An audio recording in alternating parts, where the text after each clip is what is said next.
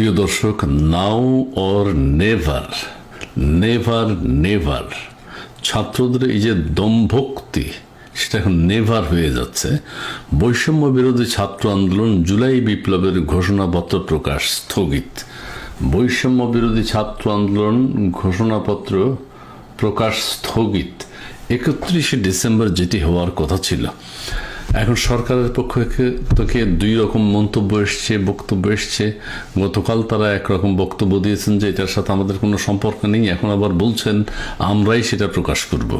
So ছাত্রদের যে দম্ভক্তি ছিল, 72-এর সংবিধান বাতিল করে দেয়া, বাংলাদেশের স্বাধীনতা মুক্তিযুদ্ধকে অস্বীকার করা, নিজেদের মধ্যে শপথ গ্রহণ অনুষ্ঠান, বিপ্লবী সরকার গঠন করা, এবং সেই বিপ্লবী সরকার গঠন করতে গেলে বাংলাদেশের বহু কিছু পরিবর্তন হয়ে যাবে এবং সেই পরিবর্তন উপদেষ্টা মণ্ডলীও আর থাকেন না। সো তারা বাধ্য হয়েছেন।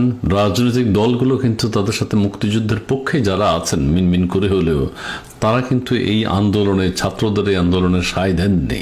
তার মানে 71কে পুরোপুরি অস্বীকার করার একটা ষড়যন্ত্র, চক্রান্ত, জামাত শিবির সব মিলেই একসাথে বৈষম্য বিরোধী ছাত্র আন্দোলন, সত্য জামাত শিবির, আল কায়দা, আল শামস, আরও কি আছে না, হিজবুত তাহির, এইসব সদস্য মিলে এই 31শে ডিসেম্বরের ষড়যন্ত্রটি বাংলাদেশের বিরুদ্ধে করতে চেয়েছিল। কিন্তু আশা করছি এখন সেটি আর হবে না, বাংলাদেশের মাটিতে সেটি হবে না। এটি তাদের চরম ঔদ্ধত্য তারা দেখাতে চেয়েছিল। বৈষম্য বিরোধী ছাত্র আন্দোলনের জুলাই বিপ্লবের ঘোষণাপত্র প্রকাশ অনুষ্ঠান স্থগিত করা হয়েছে সোমবার রাতে। মানে এটি তারা পারবে না। সোমবার রাতে তারা বুঝে নাই, তাদের বয়স তারা বুঝে না, তারা জানে না তারা কি কথা বলেছে। বৈষম্য বিরোধী ছাত্র আন্দোলন ও জাতীয় নাগরিক কমিটির সভায় এই সিদ্ধান্ত নেওয়া হয়। রাজধানীর বাংলা মোটরের রূপায়ণ সেন্টারে সংগঠনের সভায় এই সিদ্ধান্ত হয়েছে। সভাটি এখনো চলছে। এর আগে শনিবার ছাত্র জনতার অভ্যুত্থানকে সমুন্নত রাখতে জুলাই বিপ্লবের ঘোষণাপত্র প্রকাশের ঘোষণা দিয়েছিল বৈষম্য বিরোধী ছাত্র আন্দোলন। আজ মঙ্গলবার কেন্দ্রীয় শহীদ মিনারে ঘোষণাপত্র পাঠ করার কথা ছিল। ঘোষণাপত্রে জুলাই বিপ্লবের অভ্যুত্থানের স্পিরিট, জন আকাঙ্ক্ষাকে দালিলিক রূপ দেয়া, এই কথা জানায় বৈষম্য বিরোধী ছাত্র আন্দোলন। কত বড় সাহস! শহীদ মিনারের সব দল মতের মানুষকে আহ্বান জানিয়ে সংগঠনটির পক্ষ থেকে বলা হয়, সেখানে বৈষম্য বিরোধী ছাত্র আন্দোলনের 158 জন সমন্বয়ক, সহ সমন্বয়ক শপথ নেবেন। এছাড়া সেখানে সেকেন্ড রিপাবলিকের দাবি আসবে। তাদের এই আন্দোলনকে কয়জনে সমর্থন করেছে?